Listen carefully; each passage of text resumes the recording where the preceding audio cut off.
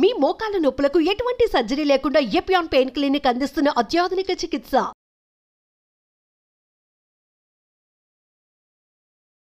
నమస్తే, welcome to Suman TV. స్త్రీలలో అధికంగా వచ్చేటువంటి క్యాన్సర్లోని బ్రెస్ట్ క్యాన్సర్ ఒకటి. ఈ బ్రెస్ట్ క్యాన్సర్ పట్ల ఎటువంటి అవగాహన కలిగి ఉండాలి, ఎలాంటి జాగ్రత్తలు మనం తీసుకోవాలి, ముందుగా ఎటువంటి టెస్టులు చేయించుకోవాల్సిన అవసరం ఉంటుంది, అండ్ దీనికి ఎలాంటి ట్రీట్మెంట్స్ కూడా ప్రస్తుతం మనకి అందుబాటులో ఉన్నాయి. ఈ విషయాలన్నీ తెలియజేసేందుకు మనతో పాటు ఉన్నారు సీనియర్ ఆంకాలజిస్ట్ డాక్టర్ ప్రశాంత్ గారు from Medicover hospital. Hello sir. Hello అండి. సార్, బ్రెస్ట్ క్యాన్సర్ సో చాలా వరకు చాలా మంది లేడీస్లో ఇది ఎక్కువ అవుతుంది కాబట్టి అవగాహన కూడా అదే రకంగా పెరుగుతూ వస్తూ ఉంది. అయితే ఇంకా చాలా మందిలోనే కొన్ని మిత్స్ కూడా ఉన్నాయి. సో బ్రెస్ట్ క్యాన్సర్ కేవలం జన్యుపరంగా మాత్రమే, ఎవరికైనా ఉంటే మాత్రమే వస్తుంది, మిగతా వచ్చే ఛాన్స్ చాలా తక్కువ అని అనుకుంటూ ఉంటారు. బట్ నవే డేస్ మన లైఫ్ స్టైల్ హ్యాబిట్స్ అన్ని చూసుకుంటే డెఫినెట్గా జన్యుపరంగా కాకుండా మామూలుగా వచ్చే ఛాన్స్ కూడా ఎంతవరకు ఉంటుంది? అండ్ కేవలం ఫీమేల్స్ లో మాత్రమే వస్తుందా, మేల్స్ లో రాదా? మంచి క్వశ్చన్ అడిగారండి. మామూలుగా ఈ జన్యుపరంగా డెఫినెట్ గా రొమ్ము క్యాన్సర్ రిస్క్ ఉంటుంది, బట్ 5 to 10% రిస్క్. 90% రొమ్ము క్యాన్సర్ అన్ని స్పొరాడిక్ అంటారు, అంటే తెచ్చిపెట్టుకున్నట్టు ఆ మ్యూటేషన్స్ ఏదైతే ఉన్నాయో. ఇది ఒకప్పుడు చూసుకుంటే సర్వైకల్ క్యాన్సర్ కామన్ అండి ఇండియా. ఇప్పుడు రొమ్ము క్యాన్సర్ నెంబర్ 1 అయింది, సర్వైకల్ క్యాన్సర్ నెంబర్ 2 అయింది అనమాట, అట్లీస్ట్ అర్బన్ ఏరియాస్ లో. సో దీనికి మెయిన్ గా ఎందుకు పెరుగుతుంది రొమ్ము క్యాన్సర్ ఇన్సిడెన్స్ అనేది ముఖ్యంగా లైఫ్ స్టైల్ చేంజెస్ అండి. ఈ ఒబేసిటీ అనేది పెరగడము, ప్లస్ ఏంటంటే డైటరీ హ్యాబిట్స్, ఆల్కహాల్, ఇవన్నీ రిస్క్ కింద తీసుకోవచ్చు. దీనికన్నా ముఖ్యంగా ఏంటంటే ఈ ఎల్డర్లీ ఫస్ట్ ప్రెగ్నెన్సీ ఉంటుంది కదండి, అది లేట్ ఏజ్ లో అవుతుంది అనమాట. ఇది వరకైతే ప్రెగ్నెన్సీ అనేది చాలా ఎర్లీ 20s కానీ ఆ టైంలో వచ్చేది. యాక్చువల్ గా ఈ ప్రెగ్నెన్సీ అనేది కాపాడుద్ది అంట రొమ్ము క్యాన్సర్ రాకుండా. ఎస్పెషల్లీ అర్బన్ ఉమెన్ ఏంటంటే కొంచెం లేట్ ఏజ్ లో వాళ్ళ కెరీర్ పరంగా చూసుకొని 30-35 సంవత్సరాలు దాటాక ప్రెగ్నెన్సీ అనేది వాళ్ళు ఇచ్చేస్తున్నారు, అదొక రిస్క్ ఫ్యాక్టర్. ఇంకోటి చాలా మందికి తెలియదు, బ్రెస్ట్ ఫీడింగ్ అనేది రొమ్ము క్యాన్సర్ రాకుండా కాపాడుతుంది అనమాట. ఆబ్వియస్ గా మీరు చూస్తున్నారు, ఆల్మోస్ట్ హార్డ్లీ ఎవరు జస్ట్ వాళ్ళు 6 months కూడా కాదండి, ఇమ్మీడియట్ గా విత్ ఇన్ 1 month, ఎందుకంటే వాళ్ళ కెరీర్ పరంగా వాళ్ళకి జాబ్ చూసుకోవాలి కాబట్టి వాళ్ళు ఆర్టిఫిషియల్ దీనిపైనే డిపెండ్ అవుతున్నారు కాబట్టి అది కూడా ఒక రిస్క్. ఇట్లా various risk factors, smoking, alcohol, ఇవి కూడా రిస్క్ కిందే వస్తుంది అనమాట రొమ్ము క్యాన్సర్ కి. సో ఆబ్వియస్ గా ఇట్స్ లైఫ్ స్టైల్ చేంజెస్ వల్ల ఈ రొమ్ము క్యాన్సర్ రావడం అనేది ఎక్కువైంది.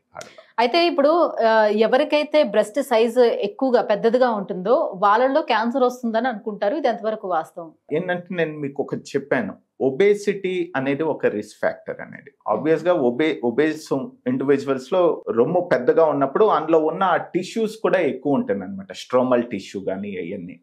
ఎప్పుడైతే టిష్యూ ఎక్కువ ఉంటుందో రిస్క్ రావడానికి కొంచెం ఈ ఒబేసిటీ ఇవన్నీ కలిపి రిస్క్ అనేది కొంచెం ఎక్కువగానే ఉంటుంది ఒబేస్ ఇండివిజువల్స్ లో. అది కూడా ఒక ఫ్యాక్టర్ అవుతుంది. రైట్. నార్మల్ గా కొవ్వు గడ్డలకి క్యాన్సర్ గడ్డలకి ఆ వేరియేషన్ ఎలా తెలుసుకోగలుగుతాం? చాలా కొవ్వు గడ్డలు కూడా క్యాన్సర్ గడ్డలుగా మారే ఛాన్స్ ఉంటుందా? లేదు, కొవ్వు గడ్డలు ఎప్పుడు క్యాన్సర్ గా మారవండి. మామూలుగా ఈ చిన్న వయసు వాళ్ళకి కొన్ని రొమ్ముల గడ్డలు ఉంటాయి, ఫైబ్రాయిడ్నోమాస్ అంటారు, అవి కామన్ అనమాట, అవి బినైన్, ఏం క్యాన్సర్ గా అయితే కావు. కానీ వాటిని కూడా తీయించుకోవాల్సిన అవసరం ఉంటుందా? అవసరం లేదండి. చిన్నగా అయితే చిన్నగా ఉండి అవి ఏం సిమ్టమ్స్ ఏం లేనప్పుడు మేము అడ్వైస్ కూడా చేయము. కాకపోతే ఏ గడ్డ ఉన్నా కూడా చిన్న వయసు వాళ్ళు కూడా డెఫినెట్ గా డాక్టర్ దగ్గరికి అయితే ఒకసారి వెళ్ళాలండి, జస్ట్ బేసిక్ టెస్ట్ అయితే. ఎందుకంటే ఈ మధ్య చిన్న వయసు వాళ్ళలో కూడా అట్లీస్ట్ 30-35 years లో కూడా మేము రొమ్ము క్యాన్సర్ అనేది చూస్తుంటాం. కాబట్టి వాళ్ళు చాలా మంది ఏంటంటే అది ఫైబ్రాయిడ్నోమానే ఉండొచ్చు అనేది నెగ్లెక్ట్ చేయడం జరుగుతుంది. సడన్ గా సైజ్ పెరిగి లేకపోతే స్టేజ్ మారినప్పుడు అప్పుడు డాక్టర్ దగ్గరికి రావడం జరుగుతుంది. బట్ నేను చెప్పదలుచుకున్నది ఏంటంటే రొమ్ములో ఉన్న ప్రతి గడ్డ క్యాన్సర్ కాదు. ఇన్ఫాక్ట్ 80-90% గడ్డలు క్యాన్సర్ కాదు రొమ్ములో ఉండేటి, కానీ దాన్ని నెగ్లెక్ట్ అయితే చేయకూడదు. ఎప్పుడైనా పెయిన్ వస్తాయా? అవి మామూలు కొవ్వు గడ్డ కాదండి, మామూలుగా రొమ్ములో కొన్ని గడ్డలు ఏంటంటే సైజు పీరియడ్స్ ఉన్నప్పుడు ఆ హార్మోన్స్ వల్ల కొంచెం పెయిన్ అనేది కొంచెం హార్డ్ అవ్వడము, అది కామన్ సిమ్టమ్ అనమాట. ఎప్పుడైతే ఆ పీరియడ్స్ అయ్యాక సర్టన్ ఫేజ్ లో ఏంటంటే అది తగ్గిపోతుంది ఆటోమేటిక్ గా. సో అట్లా పెరగడం తగ్గడం అనేది చాలా మందిలో కామన్. అది ఇన్ఫాక్ట్ 20% 20% మహిళల్లో కామన్ అది. సో దాని గురించి వాళ్ళు భయపడాల్సిందే అయితే ఏం లేదు. సో నాకు ఆబ్వియస్గా నేను చెప్పాలనుకున్నది ఏంటంటే రొమ్ములో గడ్డ ఉండగానే భయపడకండి, క్యాన్సర్ ఉండే ఛాన్సెస్ తక్కువ చిన్న వయసు వాళ్ళు, బట్ స్టిల్ ఒకసారి డాక్టర్ దగ్గరికి వెళ్ళి టెస్ట్ చేసుకున్నాను చెప్తున్నాను. సెల్ఫ్ ఎగ్జామినేషన్ చేసుకోమని ఇంట్లో చెప్తూ ఉంటారు. సో అది ఏ టైంలో చేసుకోవాలి? ఆఫ్టర్ పీరియడ్స్ తర్వాత చేసుకోవాలా? ఎప్పుడు చేసుకుంటే ఎగ్జాక్ట్ గా మనకు తెలుస్తుంది? ప్రతి ఒక్క మహిళ బ్రెస్ట్ సెల్ఫ్ ఎగ్జామినేషన్ అనేది చేసుకోవాలి. నెలలో ఒక రోజు చేసుకోవాలి. ఎవరైతే పీరియడ్స్ లో ఉన్నారో పీరియడ్స్ అయినా ఒక వారం ఒక డేట్ పెట్టుకొని వారం పీరియడ్స్ అయ్యాక ఒక వారం తర్వాత చేసుకుంటే బెటర్. ఎందుకంటే పీరియడ్స్ టైంలో ఆటోమేటిక్గా బ్రెస్ట్ సైజ్ పెరగడము, హార్డ్ అవడం ఇవన్నీ జరుగుతుంది. కాబట్టి అవాయిడ్ చేయండి అని చెప్తాము. అదే పోస్ట్ మెనోపాజల్ ఎవరికైతే పీరియడ్స్ ఆగిపోయాయో వాళ్ళు నెలకు ఒక రోజు పెట్టుకొని ఆ రోజు చేసుకుంటే మంచిది. ఈ బ్రెస్ట్ సెల్ఫ్ ఎగ్జామినేషన్ ఎట్లా చేసుకోవాలని ప్రాపర్ వీడియోస్ ఉన్నాయి అన్నమాట. ఆ డెఫినెట్ గా కనీసం 5 నుంచి 10 నిమిషాలు స్పెండ్ చేయాలండి. జస్ట్ 1/2 నిమిషం అట్లా కాకుండా ప్రాపర్ గా దానికి ప్రాపర్ వీడియోస్ ఉన్నాయి ఎట్లా చేసుకోవాలి, నిల్చుకొని కూర్చొని అట్లా చేసుకోవాలని ఉంటుందా. దయచేసి ఒకసారి ఫాలో అయ్యి, అట్లాగే ప్రెగ్నెంట్ ఉమెన్ కూడా నెలకి ఏదో ఒక రోజు అనుకుని ఆ రోజు చేసుకోవాలి. ప్రెగ్నెంట్ ఉమెన్ లో పీరియడ్స్ ఉండవు కదా, కాబట్టి ఏదో నెలలో ఒక రోజు అనుకుని ఆ నెలలో ఆ రోజు చేసుకోవాలన్నమాట. సో పీరియడ్స్ లో ఉన్న మహిళలు పీరియడ్స్ అయిపోయిన ఒక వారం రోజులు చేసుకోండి. పోస్ట్ మెనోపాజల్ అయితే నెలకు ఒక రోజు అనుకుని ఆ రోజు చేసుకోవడం బెటర్. రైట్. దీనికి చేసేటువంటి టెస్టుల్లో మ్యామోగ్రామ్ దాంట్లో రేడియేషన్ ఎక్కువ ఉంటుంది కాబట్టి 40 years అబోవ్ తర్వాత ఇది చేస్తారని అంటారు. మరి బిలో 40 years వాళ్ళకి టెస్ట్ చేయించుకోవడానికి ఏమున్నాయి అవకాశం? చాలా మంచి క్వశ్చన్. ఫస్ట్ ఆఫ్ ఆల్ ఈ మెమోగ్రామ్ అనేది 40+ వాళ్ళకి మనం అడ్వైస్ చేయడం జరుగుతుంది. మెమో వల్ల వచ్చే ఎక్సెస్ చాలా తక్కువ అండి. రెగ్యులర్ చెస్ట్ ఎక్స్ అందరూ ఎప్పుడో ఒకసారి తీసుకుని ఉంటారు కదా, దాంతో పోలిస్తే చాలా తక్కువ. అంటే ఇట్స్ వెరీ ఎఫెక్టివ్ అనమాట. మెమోగ్రామ్ అనేది చాలా చిన్న గడ్డని, అంటే మనకి చేతికి తగలకుండా ఉండే గడ్డని కూడా అది పట్టేస్తుంది అనమాట. దానివల్ల ఏంటంటే ముందుగానే మనం డిటెక్ట్ చేస్తే క్యూర్ అయ్యే ఛాన్సెస్ ఆల్మోస్ట్ 100% ఉంటుంది. పైగా మీరు అడిగారు బిలో 40 years ఎట్లాగా అని. ఎవరికైనా ఫ్యామిలీ రిస్క్ ఉంది అనుకోండి, వాళ్ళకి 30 years నుంచే చేసుకోండి అని చెప్తాం మెమోగ్రాము. లేదు ఫ్యామిలీ రిస్క్ ఏమి లేదంటే మనం అల్ట్రాసౌండ్ చేసుకోవచ్చు. అల్ట్రాసౌండ్ కూడా మంచి సెన్సిటివిటీ బాగుంటుందండి. అల్ట్రాసౌండ్ లో రేడియేషన్ ఆబ్వియస్ గా ఏం ఎక్స్పోజర్ ఉండదు. సో 30 years దాటాక ఎవరికన్నా రొమ్ములో గడ్డలాగా ఉంది, చెప్పాను ఫైబ్రోయిడ్నోమాస్ ఇట్లాంటివి, పాలగడ్డలు అంటారు, ఇట్లాంటివి కామన్ గా ఉంటాయి అనమాట. వాళ్ళకి మేము అల్ట్రాసౌండ్ అడ్వైస్ చేస్తాం. మెమోగ్రామ్ ఆ ఏజ్ లో అడ్వైస్ చేయమన్నమాట. సో ఒక బ్రెస్ట్ కి క్యాన్సర్ వచ్చిందని అంటే అది రెండో బ్రెస్ట్ కి కూడా వచ్చే ఛాన్స్ ఎంతవరకు ఉంటుంది సార్? డెఫినెట్ గా రిస్క్ ఎక్కువ ఉంటుందండి. అందుకే ఒక రొమ్ముకి వచ్చిన వాళ్ళు రెగ్యులర్ గా ఫాలోఅప్ లో ఉండాలి అని చెప్తాం అనమాట.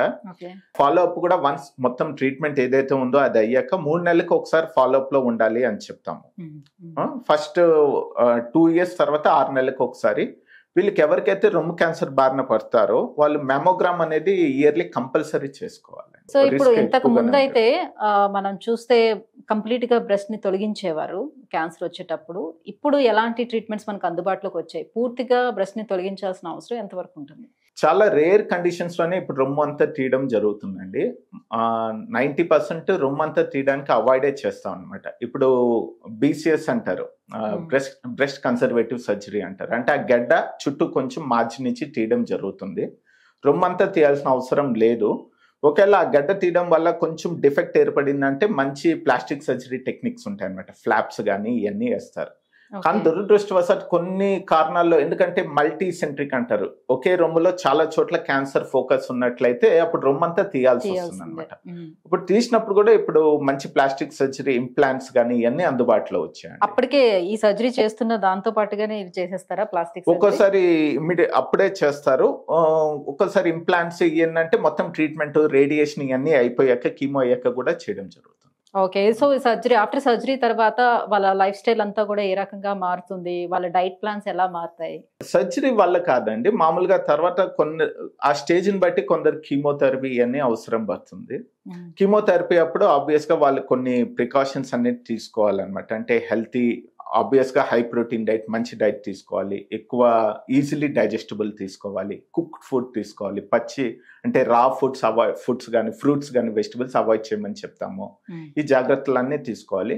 వన్స్ ట్రీట్మెంట్ అంతా అయిపోయాక వాళ్ళు ఎనీ అదర్ నార్మల్ ఇండివిజువల్ అండి. వన్స్ క్యాన్సర్ క్యూర్ అయింది అంటే పూర్తి కంట్రోల్లో ఉంది, అసలు లేదు అన్నాక మామూలుగా రెగ్యులర్ డైట్కి వెళ్ళిపోవచ్చు అనమాట. ఆబ్వియస్గా హెల్తీ డైట్ అని చెప్తాం అనమాట. వాళ్ళకి కొంచెం ఇమ్యూనిటీ తగ్గుతుంది కాబట్టి సో అన్ని చోట్ల కూడా చాలా జాగ్రత్త తీసుకోవాల్సి ఉంటుంది. సో నలుగురిలోకి వెళ్ళేటప్పుడు కూడా జాగ్రత్త తీసుకోవాలి అని చెప్తూ ఉంటారు కదా. సో ఆ ఇమ్యూనిటీ బిల్డ్ చేసుకోవడానికి ఏం చేయాలని అంటే అది ట్రీట్మెంట్ అయ్యేటప్పుడు కీమోథెరపీ మీద ఉన్నప్పుడు వాళ్ళ ఇమ్యూనిటీ డెఫినెట్గా కొంచెం తక్కువ ఉంటుంది కదా, వాళ్ళకి అడ్వైస్ చేస్తాం అనమాట. మీరు చెప్పినట్టు క్రౌడెడ్ ప్లేసెస్ అవి అవాయిడ్ చేయమని చెప్తాము. ఇమ్యూనిటీ మంచి డైట్ తీసుకోమని చెప్తాం అనమాట. వెరీ హై ప్రోటీన్ డైట్ ఇవన్నీ తీసుకోమని చెప్తాము.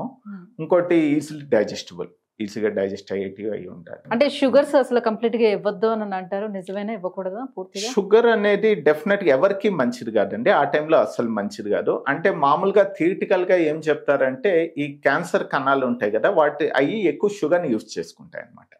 ఇప్పుడు మామూలు కణం ఉంటుంది, క్యాన్సర్ కణం ఉంటుంది. మామూలు కణం అనుకోండి, మనకి ఎక్కడ షుగర్ ఇన్ ది సెన్స్ మనం గ్లూకోజ్ అంటాం. గ్లూకోజ్ అవైలబుల్ లేనప్పుడు వాటికి ఆల్టర్నేట్ సోర్సెస్ ఆఫ్ ఎనర్జీ ఉంటుంది అనమాట. వేరే ఆహారం ఉండదు. క్యాన్సర్ సెల్ కి గ్లూకోజ్ ఒకటే ఆహారం. గ్లూకోజ్ మనం స్టాప్ చేసినప్పుడు ఆబ్వియస్ గా ఫాస్ట్ పెరగదు, ఒక్కోసారి తగ్గుద్ది అనే థియరిటికల్ గా కొన్ని స్టడీస్ ఉన్నాయి. అది దానివల్ల ఆబ్వియస్ గా మనం గ్లూకోజ్ షుగర్ అవి తగ్గించుకోండి అని చెప్తాం. Thank you so much. Breast cancer రావడానికి రీజన్స్ అండ్ ఎలాంటి హెల్తీ లైఫ్ స్టైల్ కూడా అలవర్చుకోవాలి, ఎటువంటి ట్రీట్మెంట్స్ అవైలబుల్ ఉన్నాయి, విషయాలు తెలియజేసినందుకు థ్యాంక్ యూ సో మచ్.